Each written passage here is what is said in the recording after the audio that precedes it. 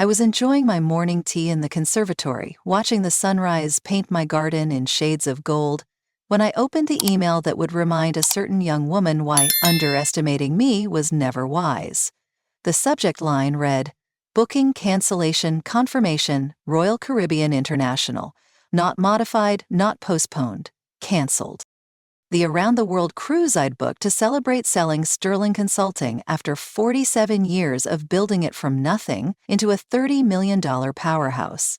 6 glorious months aboard the Oasis of the Seas, visiting ports I'd only dreamed of seeing while I was working 70-hour weeks and raising Nathan as a single mother. The adventure I'd planned meticulously for 2 years, paid for in full, scheduled to depart in 8 weeks, but what made my pulse quicken wasn't the cancellation itself. It was the explanation that followed, written in the patronizing, self-congratulatory tone that my son's wife, Maya, used whenever she thought she was educating someone she considered intellectually inferior. "Good morning, Vivian. I hope this finds you well. I've taken care of that cruise situation we discussed." Well, that Nathan and I discussed. After careful consideration of your financial position, we agreed that spending $62,000 on what is essentially a vacation is simply irresponsible at this stage of your life.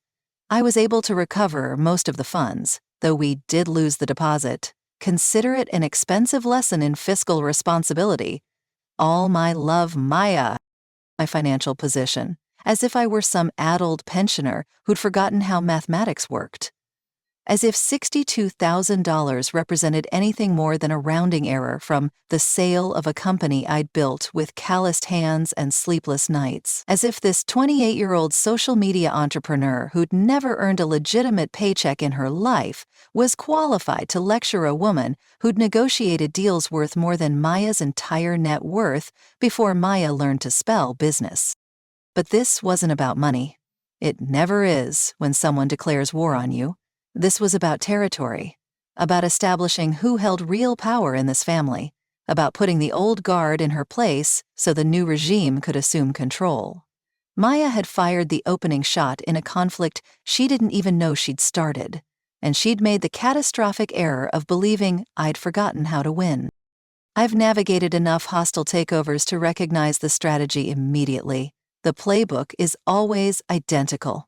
First, you undermine the target's competence, make them appear confused, outdated, no longer capable of sound judgment. Then you assume control of their assets for their protection. Finally, you systematically eliminate their influence until they become decorative rather than functional. Textbook corporate warfare, brilliantly adapted for family politics. Maya's tactical approach wasn't flawed. Facing an aging matriarch with substantial resources and deep emotional bonds to her primary target, I might have employed similar methods. Her error wasn't in choosing to neutralize me. Her error was in assuming that 77 years meant 77 years defenseless.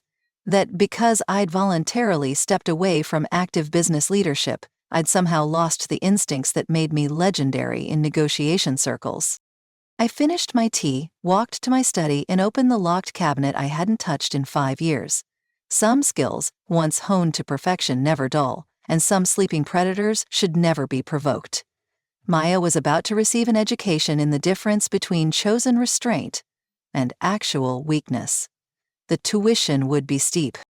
Now, if you've ever been written off because of your age, dismissed because someone assumed you were no longer relevant, or had a family member attempt to manipulate you because they thought you wouldn't retaliate, you need to hear what happened next, because what Maya got in return was absolutely spectacular. Hit that subscribe button right now, because what unfolded over the following weeks is a masterpiece in strategic patience and calculated justice. Maya believed she was managing a harmless grandmother. She was about to discover she'd challenged someone who'd spent 5 decades perfecting the art of elegant destruction. But first, I needed her to believe she'd already won. I telephoned Nathan that evening, my voice carefully calibrated to sound resigned but gracious. "Darling, Maya explained about the cruise. I suppose she has a point. It was rather extravagant. I'm grateful you both are watching out for my welfare." The relief flooding his voice was almost heartbreaking. Sweet Nathan, so thankful his mother wasn't going to create conflict, wasn't going to force him to choose sides in a battle he couldn't see coming. Maya was positively glowing when she visited the following day to check on my emotional state. She actually squeezed my shoulder and praised me for being so mature about accepting reality. How wonderful it was to work with an elderly person who recognized their limitations. I smiled warmly, served her Earl Grey in my finest china, and thanked her for helping me understand the situation clearly. Sometimes the most devastating victories begin with appearing to surrender completely. Mia had just provided me with everything I needed to destroy her world. Maya saw the quiet widow who bakes cookies for her grandson and tends her rose garden. She had no idea she was looking at someone who once made grown men in three-piece suits break into cold sweats across a conference table.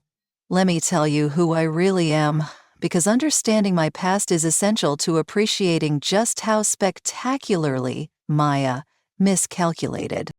In 1978, I was Vivian Parker, 25 years old, with a business degree from Northwestern and exactly $300 to my name. My husband Richard had just died in a car accident, leaving me with 2-year-old Nathan, a mortgage I couldn't afford, and relatives circling like vultures, convinced I'd have to sell everything and move back home with my tail between my legs. Richard's brother Marcus actually showed up at the funeral with paperwork, ready to help me liquidate my assets responsibly.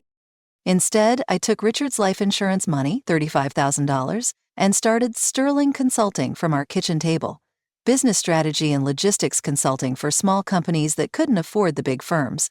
I worked 18-hour days while Nathan napped, made cold calls during his cartoons, and turned our garage into my first office. The established consulting firms laughed at the young widow trying to play in their sandbox. They stopped laughing when I landed Morrison Manufacturing as a client. Big contract, restructuring their entire supply chain operation. The senior partners at Whitfield & Associates, the firm that had previously held that account, were so confident I'd fail that they made a public bet about how quickly Morrison would fire me and come crawling back. 6 months later, I'd increased Morrison's efficiency by 40% and saved them $2 million annually. Whitfield & Associates lost 3 more major clients that year. Clients who'd heard about the young woman who delivered results instead of excuses. By 1985, I was handling logistics for 12 major corporations, employing 15 consultants, and operating out of a downtown office building I'd purchased outright. The same Marcus who'd tried to steal my house was calling me for business loans. I politely declined to help him too. But success breeds enemies, and by the late 80s, I'd made some powerful ones. Sterling Consulting was taking business from firms that had dominated the market for decades. Old money companies that weren't accustomed to losing, especially not to some upstart widow from the suburbs. They decided to teach me a lesson about knowing my place. In 1989, Harrison Blackwood, owner of Blackwood Strategic Solutions and old Chicago establishment royalty, orchestrated what he thought would be my downfall. He spread rumors about my company's financial stability, whispered poison in the ears of my biggest clients, and even tried to poach my top consultants with offers I supposedly couldn't match. His endgame was forcing me to sell Sterling to him at a fraction of its value. Harrison made one crucial error. He assumed I'd play defense. Instead, I played to win. I spent 3 months quietly investigating every aspect of his business, his personal life, and his family's financial history. I discovered that Blackwood Strategic was surviving on reputation alone. They hadn't innovated in 15 years, their client satisfaction ratings were abysmal, and Harrison's gambling addiction had left the company dangerously overleveraged. I didn't just defend against his attacks, I systematically dismantled his empire. I presented 3 of his largest clients with detailed analyses showing how much money Blackwood was costing them through outdated methods. I anonymously tipped off a business journalist about the company's precarious financial position, and when Harrison's largest creditor started making demands, I was ready with a cash offer to purchase Blackwood Strategic's entire client roster. The coup de grace came at the annual Chicago Business Leaders Gala. Harrison had been expecting to publicly announce Sterling's acquisition by his firm. Instead, I stood up during the networking reception, and announced that Sterling Consulting had just acquired Blackwood Strategic Solutions, effective immediately. Harrison would be staying on as a regional manager, reporting directly to me. The applause was deafening. Harrison's face was the color of ash. I kept him in that position for exactly 1 year, long enough for everyone in our industry to understand what happened when someone tried to destroy Vivian Sterling. Then I let him resign to pursue other opportunities. He moved to Florida and never returned to consulting. The message was received loud and clear throughout Chicago's business community: underestimate the widow at your own peril. But the most important battle I ever fought wasn't in a boardroom. It was for Nathan's future. In 1995, when he was 19 and home from college for Christmas break, he started dating Celeste Morrison. Sweet girl, or so I thought, until I discovered she was feeding information about our family's finances to her father, the same Morrison whose company had been my first major client. Robert Morrison had been watching Sterling's growth for years, waiting for an opportunity to gain leverage over me. His daughter's relationship with Nathan was that opportunity. Celeste was reporting on our family dinners, our travel plans, even Nathan's college major and career aspirations. Morrison was building a psychological profile, looking for weaknesses he could exploit to force me into a disadvantageous merger. I could have simply forbidden Nathan to see her, could have told him the truth and let young love die a natural death. But that would have been reactive, defensive. I don't play defense. I eliminate threats. And Morrison had made the fatal error of using my son as a weapon against me. I began feeding Celeste carefully crafted misinformation during family gatherings, false details about Sterling's expansion plans, fabricated concerns about cash flow, invented stories about potential partnerships, information that would seem valuable to Morrison, but would actually lead him into strategic disasters if he acted on it. For 6 months, I watched him make increasingly erratic business decisions based on the intelligence his daughter was providing. The relationship ended naturally when Morrison Manufacturing suddenly faced a series of costly mistakes. Expansion into markets that didn't exist, partnerships with companies I'd secretly warned away, and a supply chain reorganization based on completely fictional information about Sterling's capabilities. Morrison lost $12 million in 6 months. Celeste, faced with her father's increasing pressure to extract more information and Nathan's growing confusion about her intrusive questions, finally broke down and confessed everything. Nathan was heartbroken, but he learned a valuable lesson about trust and manipulation. Morrison never recovered financially and sold his company 3 years later, and everyone who knew the story understood that threatening Vivian Sterling's family was a mistake you only made once. Maya was about to learn that same lesson, the hard way. The morning after my conversation with Nathan, I unlocked my study's bottom drawer for the first time in 7 years. Inside, beneath layers of tissue paper, lay the tools of my former trade. Not sentimental keepsakes, weapons. A leather-bound address book containing contacts most people would pay millions to access. Encrypted USB drives holding financial records that could topple governments. And my grandfather's brass letter opener, which had presided over every major negotiation of my career. Maya had declared war using modern weapons, social manipulation, emotional blackmail, digital subterfuge. She'd calculated that an elderly woman would be defenseless against such tactics. What she didn't understand was that I'd been waging these battles before she was born, using methods that didn't require Wi-Fi passwords or Instagram followers.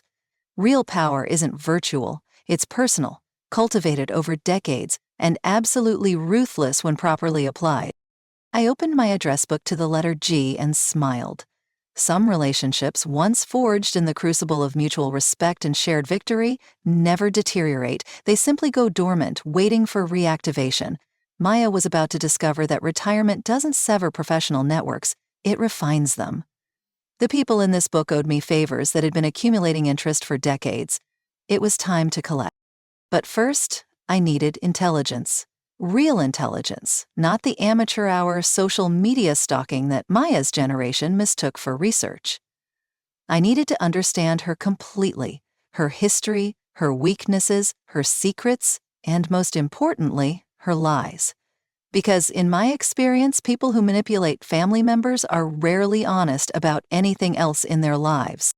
The war was about to begin, and Maya still thought she was playing house. Garrett Mitchell answered on the second ring, just as he had for the past 30 years. Sterling Consulting, this is Garrett. Old habits die hard. He'd been using that greeting since 1987, when I'd hired him fresh out of the police academy to handle corporate security for my expanding business. Now he ran the most discreet investigation firm in the Midwest, and his client list read like a who's who of Chicago's elite. Garrett, it's Vivian. I need a favor. No small talk, no catching up. He understood immediately that this was professional, not personal. I'm listening, he said, and I could hear him reaching for a pen. Some conversations require documentation from the very beginning. I need a complete background investigation on Maya Richardson. She's now Maya Sterling, my daughter-in-law, 28 years old, originally from somewhere in the Pacific Northwest, claims to be a self-made entrepreneur. I need everything, Garrett: education, employment history, family background, financial records, social media presence, and anything that doesn't match her public narrative. There was a pause. Garrett had worked for me long enough to recognize when I was preparing for war.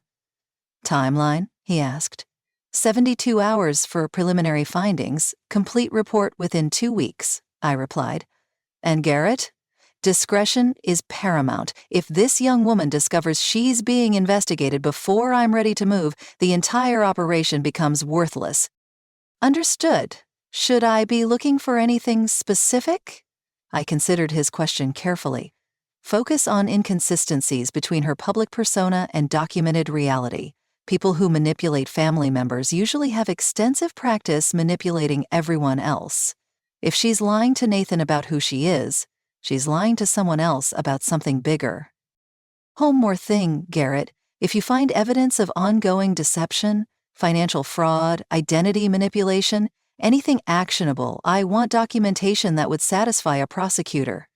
This isn't just about family dynamics anymore. This is about justice. He understood. He always had. I'll have preliminary findings by Thursday morning, Mrs. Sterling. And Vivian, welcome back. The hunt had officially begun. Harrison Whitmore had been expecting my call for 23 years. Not consciously, perhaps, but deep in his executive instincts, he'd known that someday Vivian Sterling would require a significant favor, and he'd be honor-bound to provide it. The debt between us was legendary in Chicago business circles, a story of corporate warfare that ended with his complete capitulation and my unexpected mercy. Harrison, it's Vivian Sterling. The pause that followed told me everything I needed to know. After more than 2 decades, my name still made him careful. Vivian, to what do I owe the pleasure? His voice carried the caution of a man who'd learned not to underestimate me the hard way. I need your help with a delicate situation involving a cruise booking. Royal Caribbean booking reference number RC7749 Sterling. It appears to have been canceled, but I need it to appear canceled while remaining fully active and protected. I could hear him typing, accessing systems that ordinary customers never knew existed. The cancellation was unauthorized, Harrison. Someone with access to my son's email account took it upon themselves to interfere with my travel plans. I want to understand who's monitoring my family's activities and why. Can you flag the booking so that any future inquiries or attempted modifications trigger an immediate alert to your office? Consider it done, Vivian. I'm showing the booking as canceled in the public system, but it's fully protected on our end. First-class suite, all amenities confirmed, departure date preserved. Anyone attempting to access this booking will require direct authorization from you or me personally. He paused. Should I be concerned about identity theft or fraud? Potentially, yes.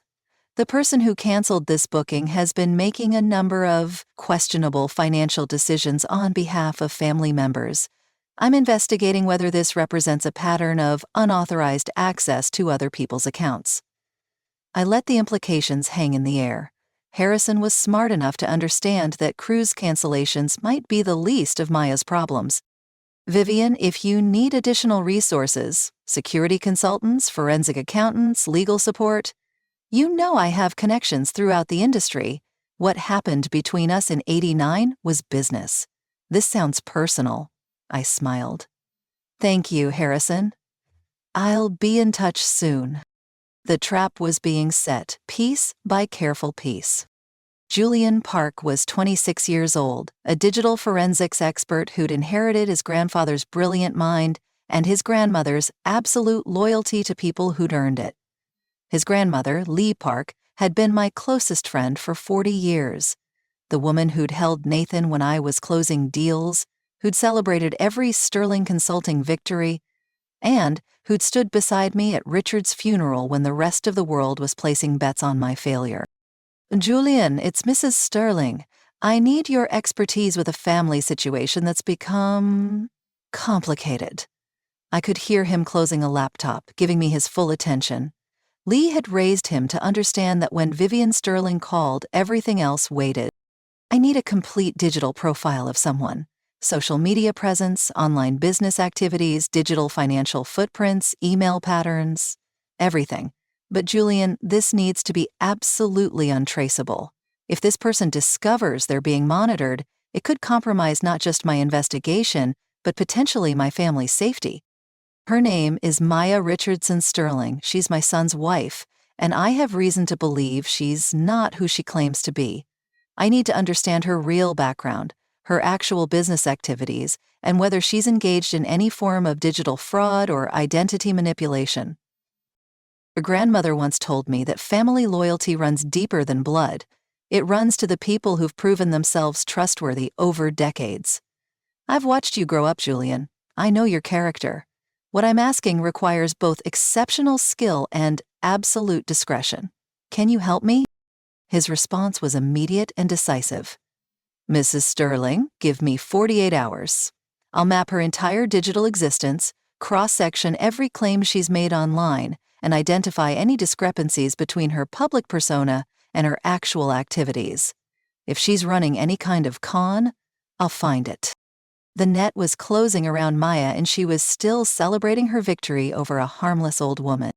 Thursday morning arrived with 3 separate phone calls, each delivering information that painted an increasingly damning picture of Maya Richardson Sterling. I sat in my study with 3 manila folders spread across my desk like tarot cards, revealing an inevitable future. What they contained wasn't just evidence of deception. It was a blueprint for Maya's complete destruction.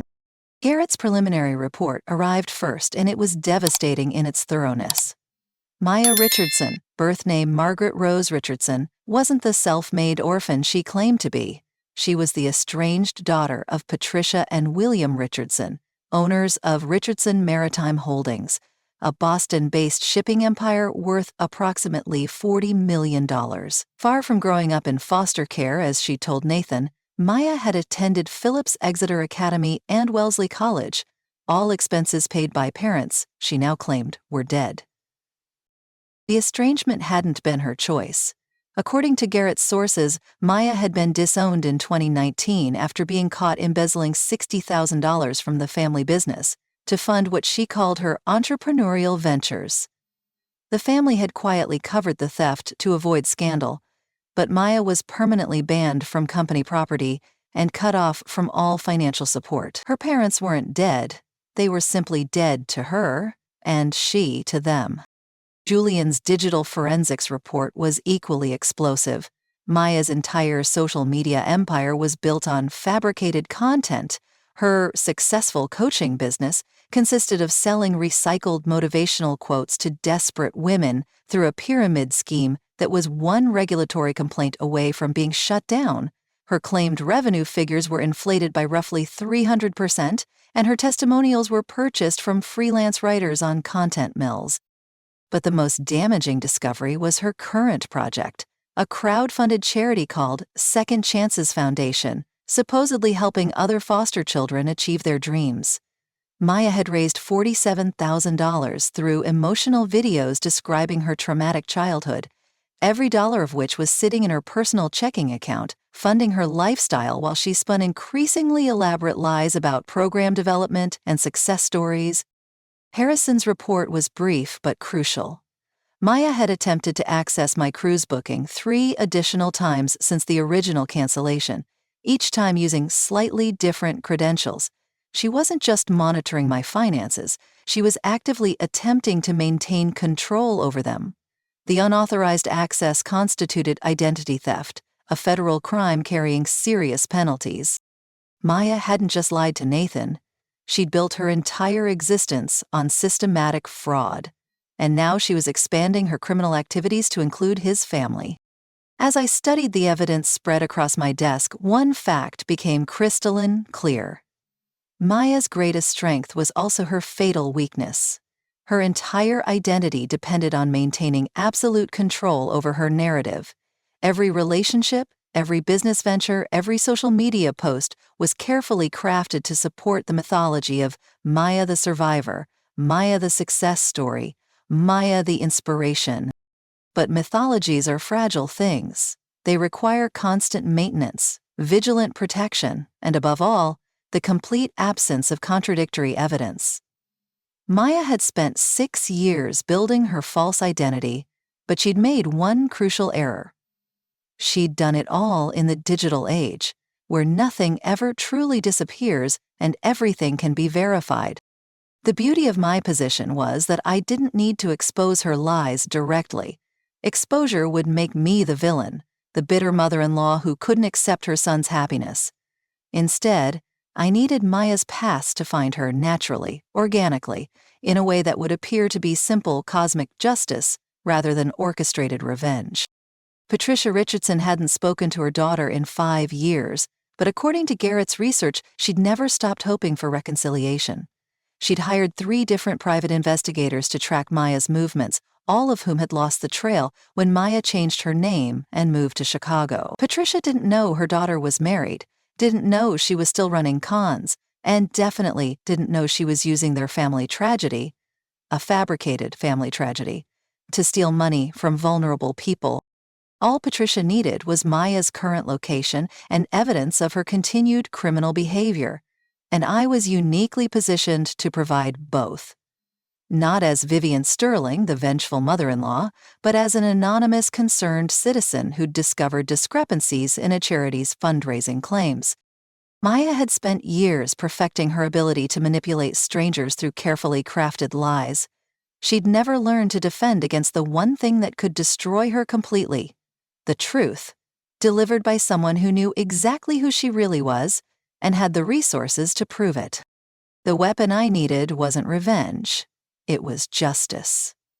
And justice, as Maya was about to discover, has a very long memory and absolutely no sense of humor about people who prey on the vulnerable while playing the victim themselves. Friday afternoon, I composed the most important letter I'd written since my retirement. Not to Patricia Richardson directly. That would leave traces, create connections that clever investigators might eventually uncover. Instead, I wrote to Detective Samuel Torres of the Boston Police Department's Financial Crimes Unit, a man whose career had been built on prosecuting charity fraud and identity theft.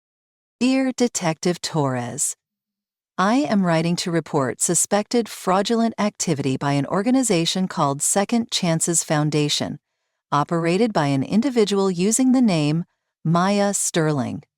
Through routine background research for a family matter, I discovered significant discrepancies between this person's claimed background and publicly available records. Attached, please find documentation suggesting this individual has collected approximately $47,000 through false claims about personal history and non-existent charitable programs.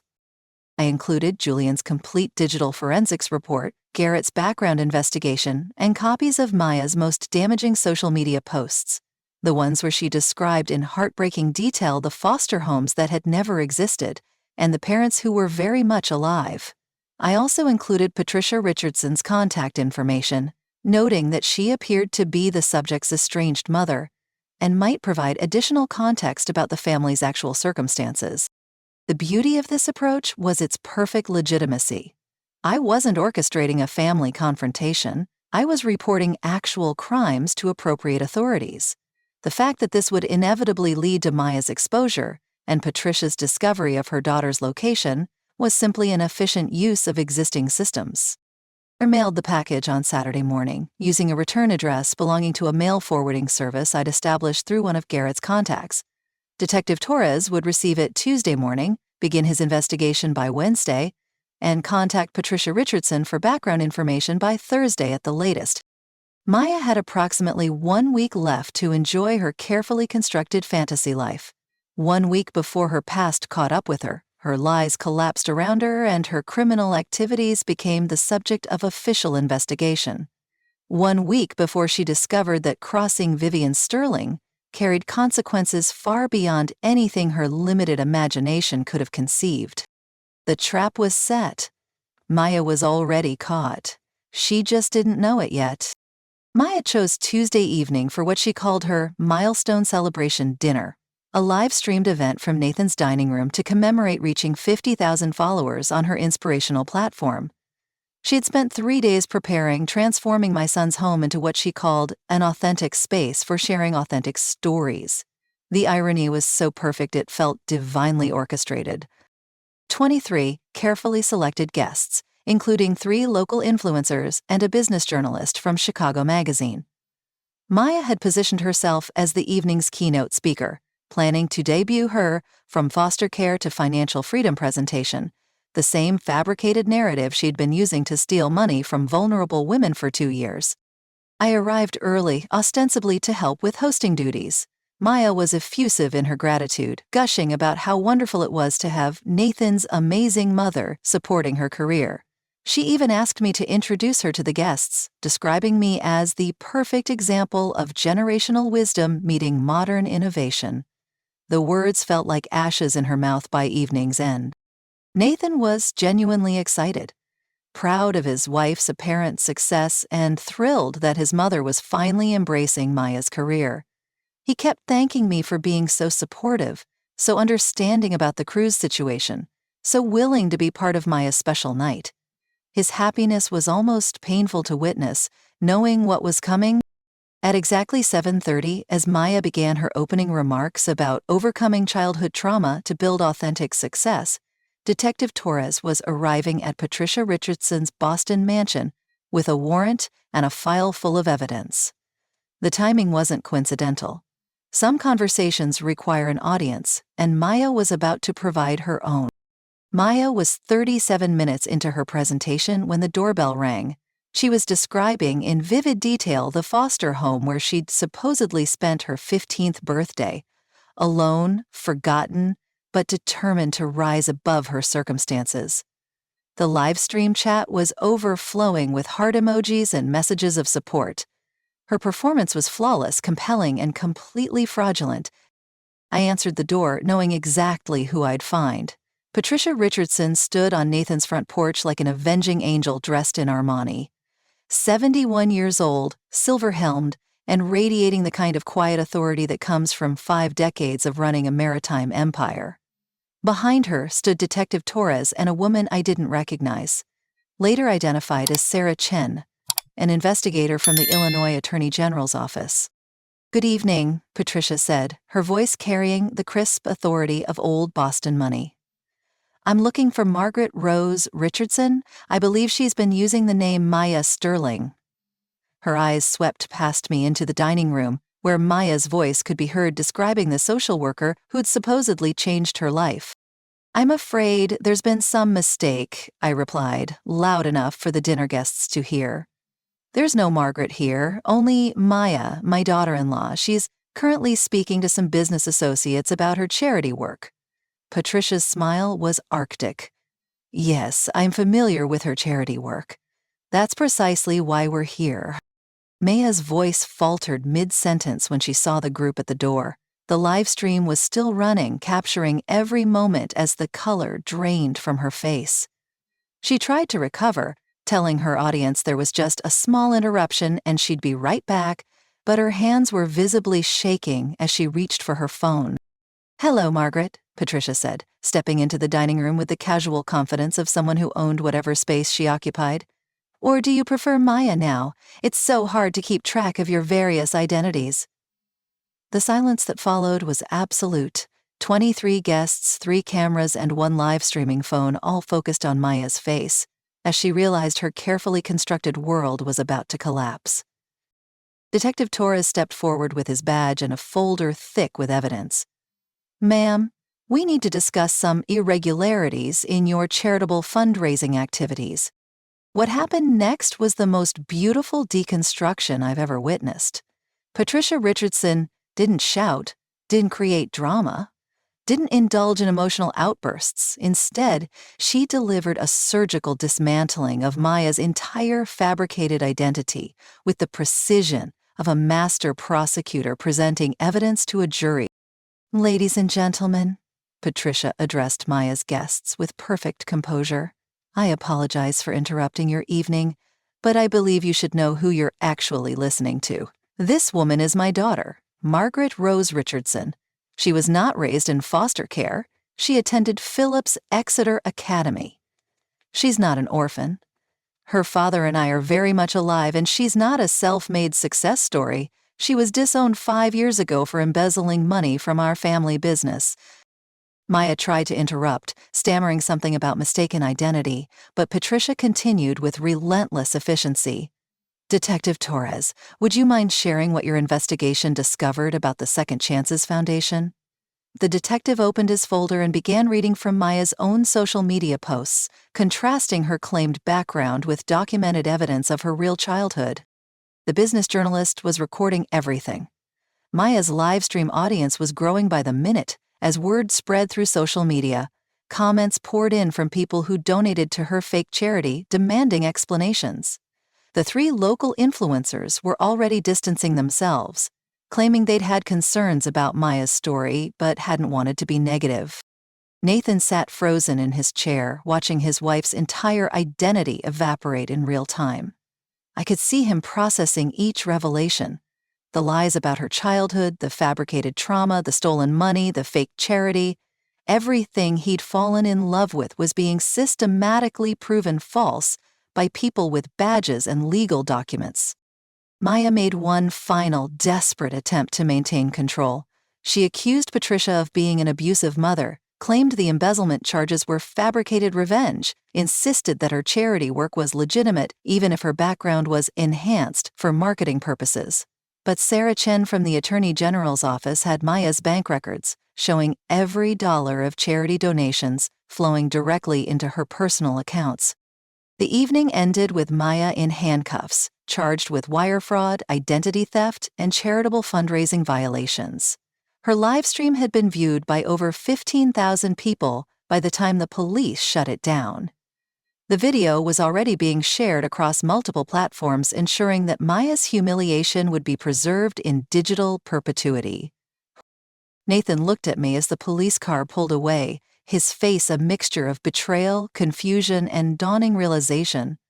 "Mom," he said quietly, "how did they find us?" I smiled gently and patted his hand. "Sometimes, sweetheart, the truth has a way of catching up with people who run from it." The game was over. Maya had lost everything.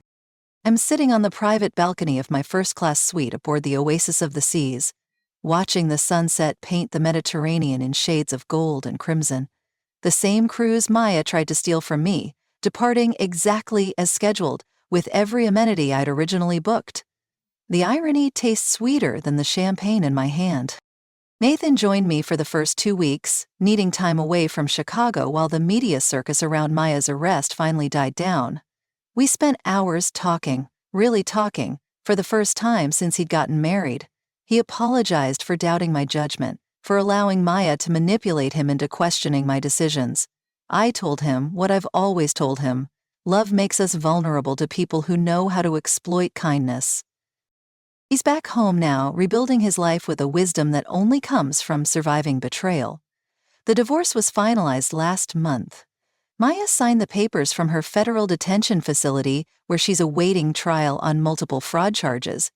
Patricia Richardson hired the best criminal defense attorney in Boston, not out of maternal love, but to ensure Maya receives appropriate consequences for her actions. Even family loyalty has limits.